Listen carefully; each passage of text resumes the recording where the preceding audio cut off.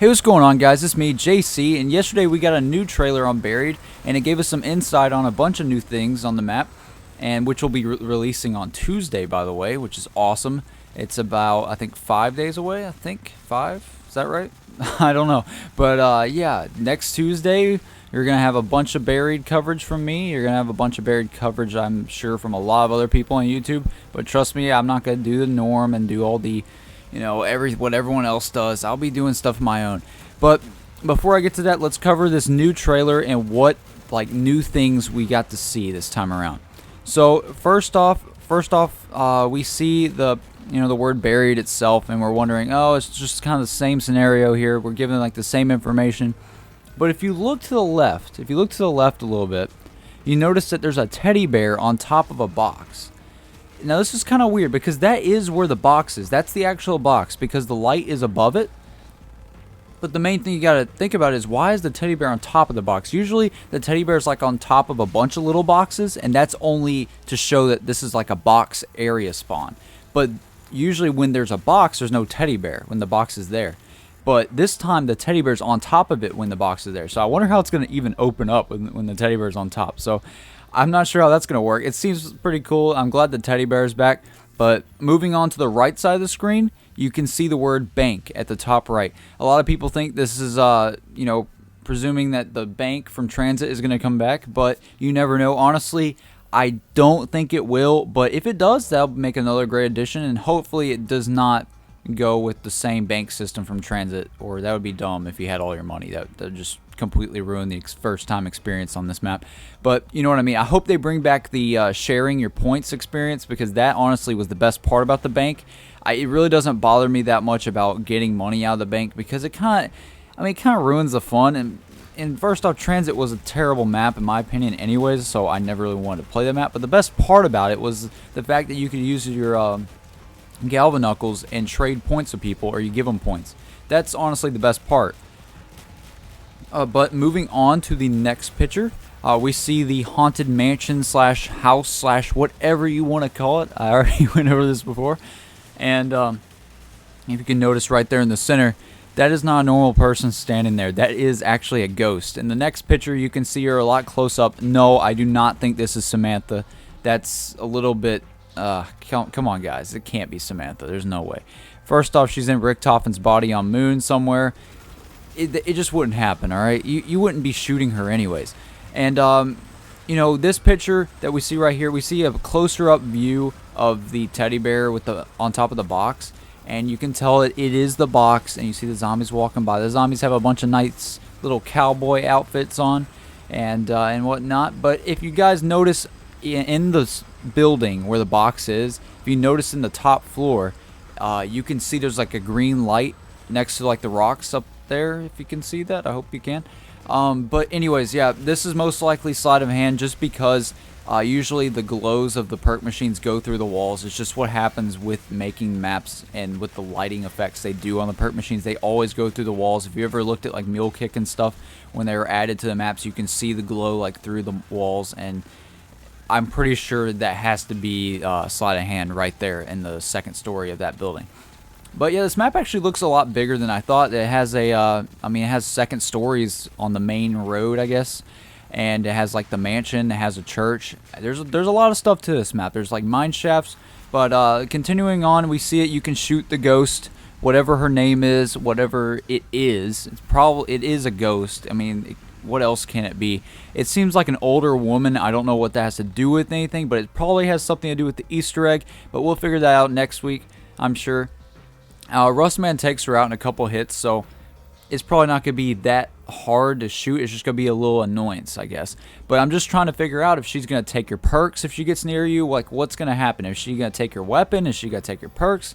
I'm not sure. I hope they do something different this time around. I hope they don't just make her like the astronaut on Moon, or make her like the Pentagon thief on 5. But you never know. They could do something different. They could... do the same things. I hope they do something different, because that's what I like. I like different stuff. I like new stuff that they're implementing into the maps. And now in this picture, we can see one clear fact about this map.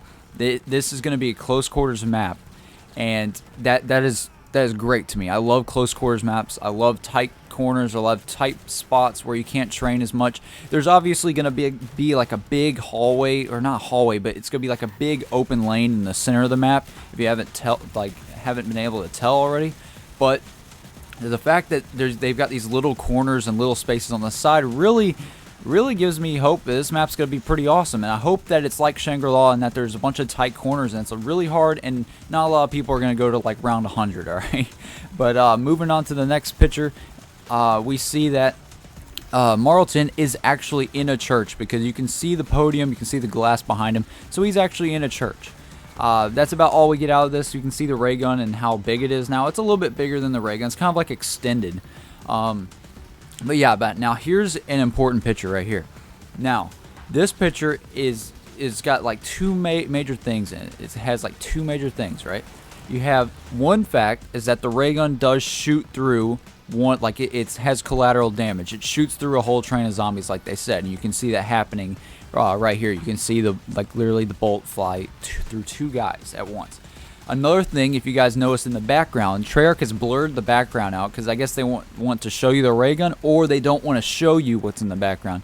Specifically, what's at the back left of the picture is what I'm talking about. There is a workbench, if you can't tell, and there is an item already built on top of that workbench. Now, what I'm trying to think of is what exactly is this item. Now, it could be the new wonder weapon, it could be a new equipment, we don't know. It kind of, and don't quote me on this because I honestly don't think this is going to happen, but it kind of, to me, when I first saw it, I literally thought, the first thing that popped into my mind was like a miniature Scorpion tank from Halo. If you guys know what I'm talking about, it just looks like that to me, or maybe it's a bulky super weapon, not a super weapon, what am I talking about, JC, a wonder weapon. But yeah, I mean, I do not think it's going to be a Scorpion tank from Halo, but it does look like, really bulky, and I don't know, it almost looks like a turret maybe, or it's like I said, a big giant wonder weapon. If you guys know from Black Ops 2 multiplayer maps in Studio, if you guys go to the trailer, and there's like all those ray guns in there and they give you hints on all the wonder weapons, there is a weapon that's really bulky, and I might actually go back and show you guys towards the end of this video what I'm talking about. Now, moving on to the next picture, you see it, you do release this guy from a cell. He was held up in the sheriff's office, so you're going to have to release him somehow.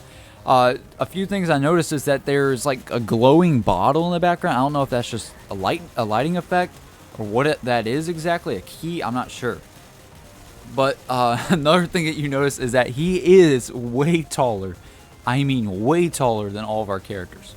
We see that he is hungry. He needs food. He wants the food, guys. Alright, but anyways, that's not the main thing I want to point out in this picture. The reason I took this picture is simply because he has writing on his hands. If you guys don't see it, I'm sorry, because I'm trying to make this as clear quality as I can. But he does have writing on each one of his fingers. He has a single letter on each one of his fingers. I believe it's like S-U-G-R, but I'm not sure. It's really hard to make out, especially with all the dirt and grime on his hands and arms. But I don't know what that means. If you guys can figure out what that means, it could be a code we have to type in somewhere like in Mob of the Dead. I'm not sure. Moving on, we see another picture of him, way taller than Samuel. And he's obviously helping our characters right here. Now, and here's another shot of Misty, but look at the background of this picture, right? They always blur out the background. I don't know if it's just for a cinematic effect of the trailer or if they actually do not want you to see the background. But if you look in the background, first off you notice that it's kind of like a almost like a courtroom.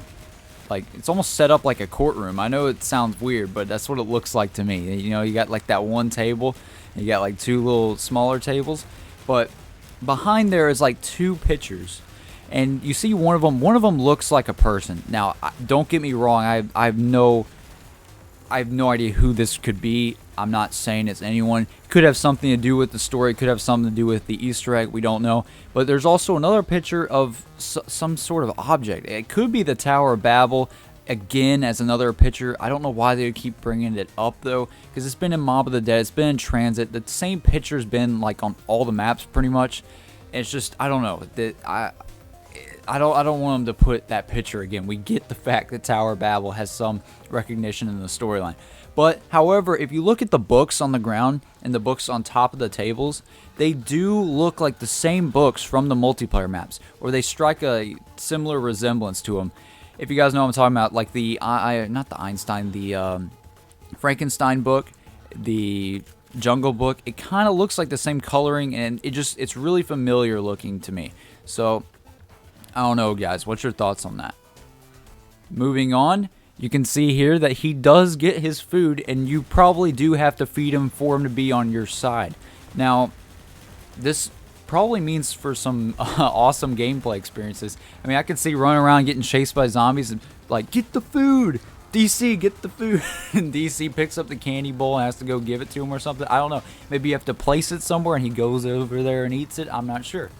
I'm not sure exactly how this would work. I guess you have to find food. But apparently he can eat a whole bowl of candy, you know. That's pretty much it. I mean, there's not much more we got out of this trailer other than the fact that you're going to have new gameplay experiences on this map. It's going to be different from other maps. That's what I'm hoping for. I'm hoping that we get something different. You know, guys, it's just, I don't know what to say. I mean, Mob of the Dead, the single player team, hats off to you. Hats off to you for what you did with Mob of the Dead. You introduced Afterlife mode. You introduced the Hell's Retriever. You introduced a game-winning ending. You introduced so many things. Escaping the island, objectives. You see actually all your parts at the top left of your screen, so you know which ones you have. So you're not all just carrying a bunch of parts and that you have no idea what it goes to. That's what we need, is more stuff like that. I hope they implement stuff like that in this map. I hope they put like the part selection screen at the top left to show you what parts you need for what equipment. If they don't, I'll be pretty disappointed, honestly, because it feels like it would just be a step down from what Mob of the Dead was. And Mob of the Dead, honestly, was the best map since Moon. So, take this map in whichever way you guys want it. But honestly, I have good hopes for this map. I have good thoughts about it so far. There's nothing that seems mildly wrong with this map yet. And I'm hoping that with these new elements that they're putting in, it will make for some like fun new gameplay experiences that we'll get to enjoy. So that about wraps things up, guys. And next Tuesday, this map will be releasing, and I will be there day one. I'm not sure if I'll post a video day one, just depending on how much I play it, how much I like it. Heck, I'll probably be playing it so much that I won't even have time to post a video. But if I find anything that no one else has found, I'll post a video on it. I promise you guys that. I'll try to do stuff differently than what everyone else on YouTube does. And hopefully you guys like it, and hopefully you guys stick around for my zombie coverage. So that about wraps things up, guys. If you guys did enjoy the video, please leave a like. I would greatly appreciate it. And I will see you guys on July 2nd, Tuesday. JC out.